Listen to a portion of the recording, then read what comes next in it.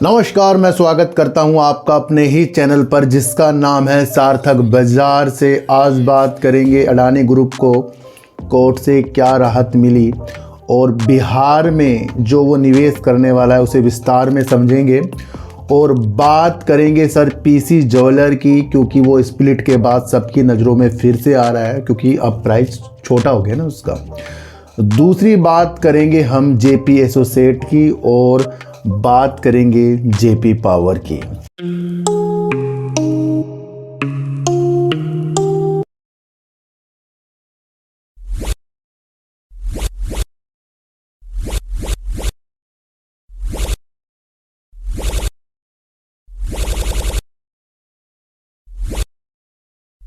इन सब की बात करने से पहले थोड़ा सा हमें समझना चाहिए कि अगर हमें किसी चीज़ की परख नहीं है तो वो हमारे लिए 50-50 चांस हो जाते हैं। वो सही भी हो सकती है, नहीं भी हो सकती है।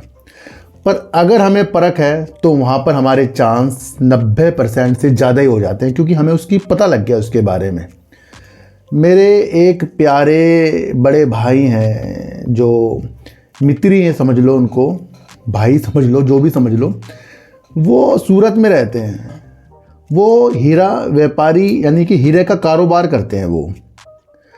अब हमारे लिए तो एक हीरा एक शीशे की तरह ही है भैया, एक कांच की तरह होगा। तो मेरे अंदर ना दिलचस्पी जागी। मैंने कहा ये कैसे पता लगता होगा कि हीरा इतने करोड़ का है, हीरा इतने लाख का है, या असली है या नहीं है। तो उन्होंने एक चीज़ कहा है कि उनको इतना एक्सपीरियंस हो गया है काम कर कर के कि वो हाथ में पकड़ते ही हीरे को बता देंगे भैया इसकी वैल्यू क्या है, ये असली है या नहीं है, इसके अंदर क्या क्या खूबियाँ हैं, वो पकड़ते उसको बता देते हैं। और जब भी वो मेरे से बात करते हैं भैया, घंटों घंटों बात हो जाती है उनसे मेरी, समझ गए हो। तो यहाँ पर एक चीज़ हमें देखने को मिली कि हीरे की परख उनको है, पर वही हीरा अगर मेरे पास आ जाए या उसको नॉलेज ना उसके पास आ जाए तो वो उसको एक कांच का टुकड़ा ही समझेगा। यही एक असली बात बता रहा हूँ मैं उनसे। ये मैंने पूछा था उनसे, पर मैंने सोचा थोड़ा सा अप्लाई किया जाए इस बाज़ार के अंदर। यही वो चीज़ होती है कि जब हम कंपनियों की पहचान सही ढंग से नहीं करते तो हमारे चांस जो हैं 50-50% के हो जाते हैं। जब हम किसी भी कंपनी की खूबियाँ या उसकी निगेटिवपन या उसकी अलग अलग योजनाएं हम नहीं जानते तो हमारे लिए वो वही हीरे के समान है, जो एक कांच भी हो सकता है, एक हीरा भी हो सकता है। तो सबसे पहली विधि, अपनी नॉलेज को हमें गेन करना है। क्योंकि अगर हम कल परसों के लिए काम कर रहे हैं तो फिर किसी भी तरीके से आप काम कर सकते हो भैया, कहीं भी करो जो भी करना है। पर अगर हमारी जीविका, अगर हमारी एक ऐसी पर्सनैलिटी कि हम शेयर बाज़ार से डेवलप होके करेंगे तो वो तो लॉन्ग टर्म के लिए होगा। और अगर फ्यूचर की चीज़ हमें आज देखनी है तो उसकी हमें परख करनी पड़ेगी। यही वो मकसद है कि कुछ लोग परख नहीं करते, कुछ लोग करते हैं और उसके बाद भी धैर्यता वो देते हैं। पहला मकसद तो कंपनी को पहचानने का हो जाता है कि भैया कौन सी कंपनी खराब है, कौन सी कंपनी सही है।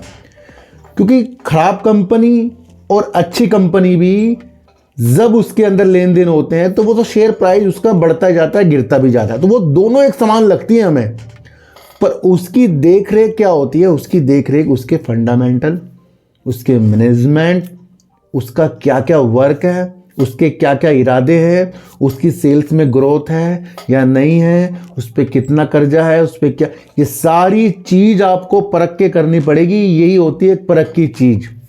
तो आज का मकसद हमारा रहा है परख। तो सबसे पहले बाजार के अंदर हमें परखना पड़ेगा कि जो भी स्टॉक पैनी है या अच्छे हैं या बड़े हैं छोटे हैं कैसे भी हैं, उसकी वैल्यू क्या है। अब ज़रूरी नहीं कि कोई छोटा शेयर है तो भैया वो वैल्यूबल नहीं बनेगा, बन सकता है। अच्छा, थोड़ा सा फिर बताऊं, केसी इंटरनेशनल एक शेयर था, केईसी इंटरनेशनल शेयर। जब ट्रेन की टक्कर हुई थी, मैं आपको फिर ये 5-6 बार बता चुका हूँ, 1200 को भी टच कर दिया उस शेयर ने। उस वक्त 500 का शेयर था। तो उसकी वैल्यू क्या जानी थी, किस चीज़ में वो काम कर रहा था। तो वही वैल्यू होती है। गिरावट में ही चीज़ों को समझा जाता है, और उछाल पर जो शेयर का काम ही नहीं और वो उछल रहा है, वहाँ पर भी उस चीज़ को समझा जाता है। तो परख जितनी जल्दी आपके अंदर होगी उतना अच्छा आपके लिए हो जाएगा। मैं आपको इतनी सी एक बात बता दूं, इस हफ्ते 18 लाख करोड़ की चपत लग गई, और चपत का मकसद है विदेशी निवेशकों की बिकवाली। इस साल की सबसे बड़ी साप्ताहिक बिकवाली जो हुई है, इस साल सबसे ज़्यादा इस हफ्ते के अंदर जो बिकवाली हुई है, उससे कहीं हमारे देश के निवेशकों के अंदर टेंशन सी आ गई है। सारा का सारा मकसद एक ही ठीकरा, विदेशी बेचकर जा रहे हैं। ये भैया किस किस ने, जब आप अपनी किसी भी कंपनी का एनालाइज करते हो, वहाँ आप एफपीआई का एक कॉलम देखते हो शेयर होल्डिंग पैटर्न में, तो उससे क्या भावना आपकी जागती, क्या वो हमारे सगे हैं? भैया कोई किसी का सगा नहीं है। इतनी ज़्यादा गिरावट, विदेशी जो पोर्टफोलियो निवेशक होते हैं वही बेच के भागे यहाँ से, और सूचांकों में इतनी बड़ी गिरावट हो रही है। ये भी देखने के दृश्य हैं कि कहीं ना कहीं ये जो विदेशी निवेशक होते हैं ये अपने फ़ायदे के लिए होते हैं।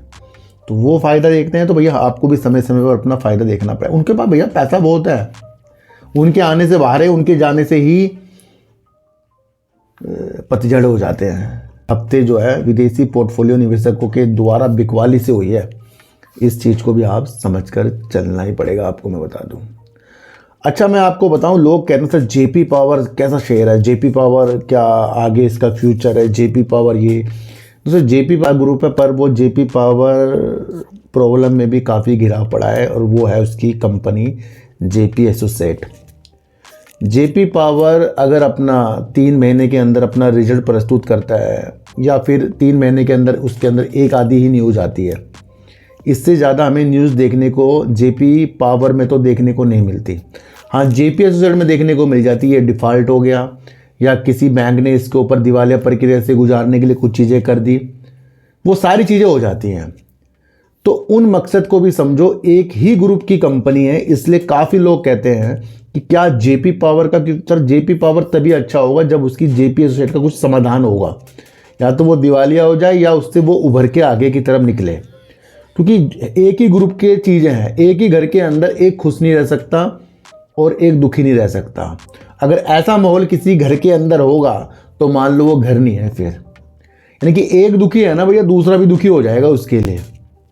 पर स्थितियों को सही कर करके तो जेपी पावर चाहे भले ही अच्छी सेल्स करे, अच्छे प्रॉफिट दिखा दे, अच्छी चीज़ें आगे के लिए करता जाए, जब तक कि इसका मसला जेपी एसोसिएट का नहीं हटेगा, ये सवाल ही करना बेकार है कि क्या ये फ्यूचर के लिए अच्छा है या अभी के लिए अच्छा। ये सवाल ही बेकार हो जाता है जब तक कि जेपी एसोसिएट नहीं। तो सर जेपी एसोसिएट के ऊपर प्रॉब्लम है, आपको सबको पता था कि इसके ऊपर थी, कि बार बार डिफ़ॉल्ट हो रहा था, तब भी इसने अच्छा खासा हाई लगा दिया था। तो वो परख कहाँ चली गई हमारी, कि जो चीज़ें इसके साथ लग के चल रही थी हमने उसको नहीं समझा, और मैंने वो चीज़ें आपको बार बार समझाई थी ये चीज़ें। अच्छा, ये जो जेपी एसोसिएट है प्रॉब्लम में क्यों है, 2 हफ्ते की न्यूज़ बताऊं, वैसे तो मुझे ये न्यूज़ पहले ही पता था, मैं आपको बता दूं कि 6 साल पहले आईसीआई बैंक ने इसको दिवालिया प्रक्रिया से गुजारने के लिए इलाहाबाद एनसीएलटी की तरफ रुख किए थे। 6 साल बाद 3 जून 2024 को, इसी साल, वो याचिका जो है ना स्वीकार कर ली गई थी। 6 साल बाद, तब से ही बिगड़ गया था जेपी एसोसिएट। और अगर जेपी एसोसिएट की ये याचिका जो आईसीआई बैंक ने लगा रखी थी दिवालिया प्रक्रिया से गुजारने के लिए, उसको अगर इलाहाबाद एनसीएलटी इसको स्वीकार कर ले तो ये बड़ी प्रॉब्लम जेपी एसोसिएट के लिए है, क्योंकि वो उसके ऊपर वो दिवालिया प्रक्रिया से गुजारने की वो याचिका पूर्ण तरह से लग रही है। अब इसके अंदर भी चीज़ें चलती गई, फिर बीच में जेपी एसोसिएट ने भी एक याचिका अपने ऊपर दिवालिया प्रक्रिया से गुजरने वाली जो याचिका उसको खारिज करने के लिए लगाई। पर बीते 2 हफ्ते पहले की एक न्यूज़ बता रहा हूं मैं आपको, समझना तो उसको आपको पड़ेगा ही। वहां पर इस याचिका को रद्द कर दिया गया। तो क्या हुआ, फिर से जेपी एसोसिएट प्रॉब्लम में आ गया, और जब जेपी एसोसिएट प्रॉब्लम में आएगा तो उसका जो भी चीज़ें हैं उसका असर जेपी पावर में देखने को आपको मिलेगा। एक ही ग्रुप की कंपनी है, समझ गए आप। तो 6 साल पुरानी 3 जून को उसे स्वीकार किया गया याचिका को।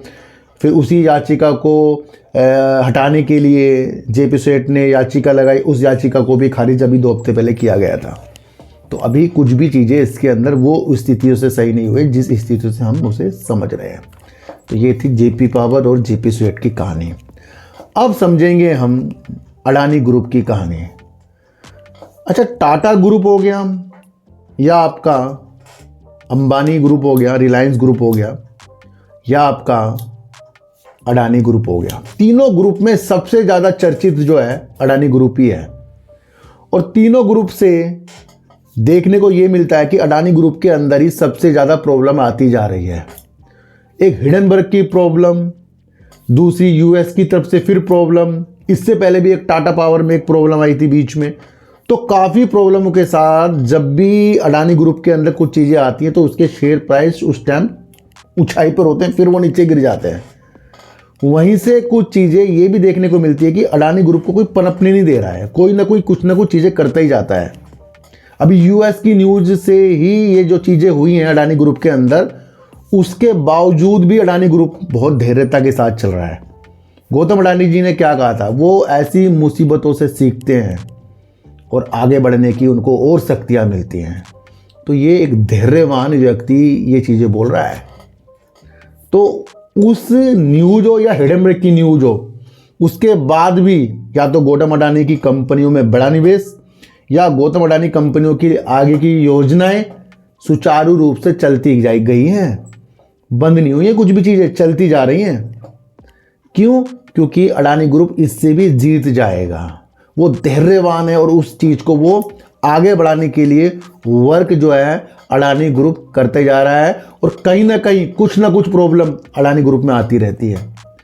एक प्रॉब्लम आई थी जहां पर अडानी ग्रुप को उच्च न्यायालय से राहत मिलती हुई देखने को मिल रही है, और वो ये न्यूज़ है कि जब मुंबई स्थित धारावी झुग्गी बस्ती जो है उसका पुनर्विकास, यानी कि उसका दोबारे से सही तरीके से वहाँ पर एक बस्ती को अच्छी कॉलोनी में तब्दील करने की जो रणनीतियाँ थी, वो मुंबई सरकार से, यानी कि वहाँ की राज्य सरकार से किसने जीती थी? अडानी ग्रुप ने जीती, अडानी प्रॉपर्टीज लिमिटेड ने जीती थी। और यहीं पर एक मसले और भी आ गए थे कि यूएई यानी कि संयुक्त अमीरात की तरफ से, वहाँ की एक कंपनी की तरफ से एक याचिका दायर की गई थी जहाँ पर ये एक मनमानी या अपने तरीके से ही ये जो योजना है यानी परियोजना है अडानी प्रॉपर्टीज को दी गई थी, इसके ऊपर एक याचिका चल रही थी। अब इसी याचिका को उच्च न्यायालय ने खारिज कर दिया और कहा है कि कोई भी ऐसी बात नहीं है कि जहां राज्य सरकार ने अपनी मनमानी करके ये चीज़ें अडानी ग्रुप को दी हो। ये राहत मिल गई है। और यहाँ से चीज़ें देखो कि अगर ये एशिया की सबसे बड़ी झुग्गी झोपड़ी को पुनर्विकास करने की योजना के साथ आएंगे, ये बहुत बड़ा प्रोजेक्ट है, ये छोटा प्रोजेक्ट नहीं है। और इस प्रोजेक्ट के लिए हरी झंडी जो कोर्ट के द्वारा अडानी ग्रुप को मिली, जो याचिका लगाई गई थी, और उस कंपनी का नाम था सेकलिंग टेक्नोलॉजी कॉर्पोरेशन की तरफ से, यानी यूएई स्थित एक कंपनी, उसकी तरफ से ये चीज़ें की गई थी, जहां पर ये याचिका जो है खारिज हो गई और बरकरार रखा है जो भी परियोजना अडानी ग्रुप को करनी है, अडानी प्रॉपर्टीज़ को करनी है, वो वही करेगा। तो ये एक बड़ी जीत जो हो गई है अडानी ग्रुप की हो गई है। एक न्यूज़ कल निकल कर आई थी, उसके बारे में मैंने अपने दूसरे चैनल पर बताया है, पर आज हम इसे विस्तार में फिर से समझेंगे। अडानी ग्रुप जो है बिहार के अंदर अपनी स्थितियों को मजबूत करने पर लगा है। अडानी ग्रुप ऐसे ही उठकर चला गया बिहार कि भैया ये हम निवेश करेंगे, नहीं, पहले उसने देखा होगा कि उस क्षेत्र में बिजली की क्या चीज़ें हो रही हैं। वर्तमान में अगर हम बिहार की स्थितियां देखें तो वहाँ पर जो वहाँ की क्षमता है ना, करीब 6400 मेगावाट की है और मांग है करीब 8000 मेगावाट की। ये बिहार की एक क्षमता है जहाँ पर बिजली की ज़रूरत अभी भी है, क्योंकि चाहिए 8000 और है वहाँ पर 6400 मेगावाट, है ना। तो ये एक चीज़ों को भी परखा होगा। अच्छा, अडानी ग्रुप ने एक चीज़ देखी और उसने ये ऐलान किया कि वो 28,000 करोड़ रुपए कहाँ पर निवेश करेंगे? बिहार में निवेश करेंगे, सीमेंट के क्षेत्र पर निवेश करेंगे, लॉजिस्टिक में निवेश करेंगे, खाद्य प्रसंस्करण में निवेश करेंगे और अकेले 20,000 करोड़ रुपए वो अत्याधुनिक बिजली घर के ऊपर निवेश करेंगे, यानी कि सुपर क्रिटिकल थर्मल पावर के अंदर। अब ऐसे जो संयंत्र होते हैं उसके अंदर कोयले के द्वारा ये ऐसे संयंत्र चले जाते हैं। तो इस संयंत्र की जो क्षमता है करीब 1980 मेगावाट की हो सकती है वहाँ के लिए। तो उस स्थितियों को देखिए कि 20,000 करोड़ रुपए ये अत्याधुनिक बिजली घर के लिए करेंगे और 28,000 करोड़ रुपए टोटल करेंगे। तो बिहार की क्षमता अपनी मजबूत करने की स्थितियों के साथ है। अडानी ग्रुप भैया देश भर के अंदर अपनी अपनी रणनीतियाँ देख रहा है। तो ये बिहार का निवेश आपको चीज़ों को समझकर चलना पड़ेगा। तो ये थी अडानी ग्रुप की बिहार की कहानी। आपको कैसी लगी एक बार मुझे बताना। अच्छा, पीसी जगर ने जब अपने शेयर को स्प्लिट किया तो काफ़ी लोगों को लगा भैया अब शेयर 20 रुपये के नीचे आ गया है। भैया जब स्प्लिट किया तब कितने ऊपर था? तो अभी भी ये शेयर जो है ऊपर की स्थितियों के अनुसार ही देखना चाहिए आपको। ताज़ा तो स्प्लिट हुआ है और ताज़ा ही लोग देखो सर कंपनियां क्यों स्प्लिट करती हैं। एक तो सही तरीके से निवेश जो है सबकी नज़र पड़े, क्योंकि छोटा शेयर हो जाता है तो निवेश करने की स्थितियाँ बढ़ जाती हैं, तरीके से काम हो जाता है। तो यहाँ पर कंपनियां इसलिए भी स्प्लिट करती है कि ताकि ज़्यादा से ज़्यादा कंपनी के अंदर निवेश की स्थितियाँ बढ़ें। और जब स्प्लिट होता है तो भैया फिर और भी तो शेयर आ जाते हैं, यानी शेयर ज़्यादा हो जाते हैं फिर क्या होता है, फिर चीज़ों को पनपने में समय लगता है। पर चीज़ों को समझना कि अगर कंपनी का वजूद गोल्ड के क्षेत्र में, हीरे के क्षेत्र में, चांदी के क्षेत्र में, तो वहाँ पर कंपनी अपनी स्थितियों को क्वार्टर बढ़ाती जाएगी, यानी कि अपनी स्थितियों को सेल के द्वारा बढ़ाएगी। कंपनी अगर हम बात करें तो भैया सोने के आभूषणों पे वर्क करती है, हीरे जड़े आभूषणों पे वर्क करती है। दूसरा अगर आपको देखने को मिले तो ये चांदी के व्यापार में भी कंपनी काम करती है और कहीं ना कहीं ये B2 बिजनेस के लिए संयुक्त अमीरात में भी अपनी स्थितियों को अच्छा करती है। तो कंपनी का काम जो है गोल्ड में भी काफ़ी अच्छा खासा है, ये आप समझकर चलना। जो संयुक्त अमीरात की तरफ भी ये खाड़ी देशों के लिए B2B बिजनेस की चीज़ें भी करती है। तो यहाँ पर स्थितियाँ कंपनी अपनी वजूदों को बढ़ाती जा रही है। अगर इसकी हम मार्केट कैप देखें तो कंपनी की मार्केट कैप है करीब 9,073 करोड़ का मार्केट कैप है। साल भर में कंपनी का शेयर 19 रुपये 60 पैसे, यानी कि स्प्लिट होने के बाद हुआ है। ये पहले तो ऊपर ही था ना, स्प्लिट होने के बाद तो फिर वही रेशो आ जाता है।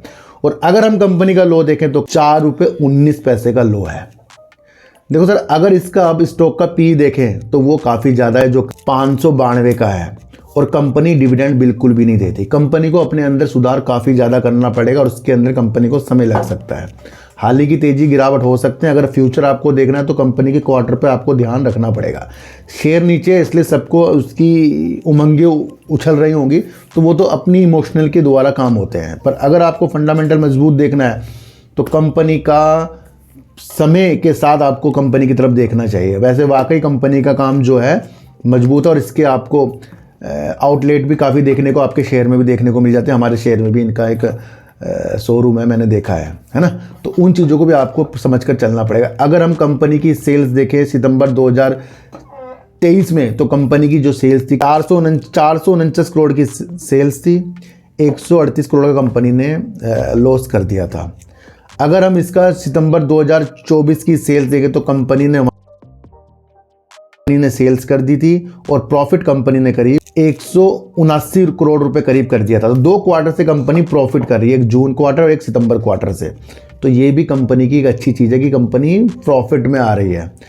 अगर इसका हम रिजर्व देखें तो कंपनी के पास जो रिजर्व है 2,983 करोड़ का रिजर्व है, 4,010 करोड़ कंपनी के अंदर उधार है। अब इसका शेयर होल्डिंग पैटर्न को अगर हम देखें, नवंबर 2024 का भी इसका शेयर होल्डिंग पैटर्न आ गया, जहां पर प्रमोटर ने अपनी होल्डिंग को कम कर दिया है। 47.39% प्रमोटर ने अपनी होल्डिंग को कम कर दिया। एफआईज ने भी अपनी होल्डिंग को कम किया है, जो करीब 3.29% है। डीआईज ने भी अपनी होल्डिंग को कम किया है, जो करीब 1.37% की है। बड़ी कौन है? बड़ी है पब्लिक। जो पब्लिक अब हो गई है इसके अंदर 47.94%, है ना। तो जब किसी भी कंपनी का स्प्लिट होता है या वो बोनस देती है, तो समझिए कि कंपनी अपने ऊपर निवेश करने की स्थितियों को बढ़ाने के लिए और अपनी स्थितियों को मजबूत करने के लिए ये सारी चीज़ें करती हैं। तो उसके अंदर जो चीज़ें होती हैं वो समय होता है। आपको काम समझ में आ रहा है, वो आपकी अपनी रणनीतियाँ हैं। आपको टारगेट समझ में आ रहे हैं, तो वो भी आपकी अपनी रणनीतियाँ हैं। समय देने वाली चीज़ें हैं इसके अंदर, और से ज़्यादा कुछ भी इसके अंदर में देखने को नहीं मिल रहा है। तो आज हमने देखा कि अडानी ग्रुप को मिली है कोर्ट से राहत, जहाँ पर वो धारावी जो मुंबई में झुग्गी बस्ती है उसका पुनर्विकास करने की जो उसको परियोजना मिली थी उसको बरकरार न्यायालय ने रखा है। और ये भी आप समझे कि बिहार की तरफ 28,000 करोड़ रुपए निवेश करने की स्थिति है, और अकेले 20,000 करोड़ रुपए वहाँ के अत्याधुनिक बिजली घर के लिए करेगा, क्योंकि वहाँ उसने वहाँ की क्षमता देखी है बिजली की। तो ये भी आपको समझ कर चलना पड़ेगा। जेपी एसोसिएट अपनी स्थितियों को दिवालिया प्रक्रिया से गुजारने से जो बचने की याचिका उसने लगाई थी वो 2 हफ्ते पहले कोर्ट ने खारिज कर दी थी। अब अगला स्टेप क्या होगा तो ये न्यूज़ से बताएगा, और यही न्यूज़ से हमें ये भी पता लगेगा कि क्या आगे की तरफ जेपी एसोसिएट अब अलग कदम रख रहा है या नहीं रख रहा है, क्योंकि स्थितियाँ जेपी एसोसिएट की डाउन है। और उससे जुड़ती हुई कंपनी जेपी पावर, उसको भी आपको समझना पड़ेगा कि वो जितना भी अच्छा काम कर ले, फिलहाल वो इस चीज़ों से चिपकी रहेगी, क्योंकि इसी ग्रुप की वो कंपनी है। तो उन स्थितियों को भी आपको समझकर चलना पड़ेगा, है ना। तो एफआईज बेचकर भाग रहे हैं, इस स्थिति को भी आपको समझकर चलना पड़ेगा, और जब वो आएंगे फिर रोने के बाहर आ जाएंगे। तो पोर्टफोलियो के अंदर अगर आपके क्वालिटी वाले शेयर हैं, अगर वो डाउन में हैं, तो वो समय देने के बाद, एवरेज करने के बाद अच्छे हो ही जाएंगे। उन स्थिति को आपको समझकर चलना पड़ेगा। तो किसी को भी खरीदने बेचने की सलाह बिल्कुल भी नहीं है। मैं आपको इतनी सी एक बात बता दूं भैया, तो चींटी को आटा दीजिए, गाय को रोटी दीजिए, और अपने बच्चों को ज़्यादा से ज़्यादा प्यार कीजिए, क्योंकि बच्चे ही आपकी मासूमियत से किस्मत पलटेंगे। तो फिर मिलेंगे आपसे नए वीडियो के साथ, जब तक के लिए नमस्कार।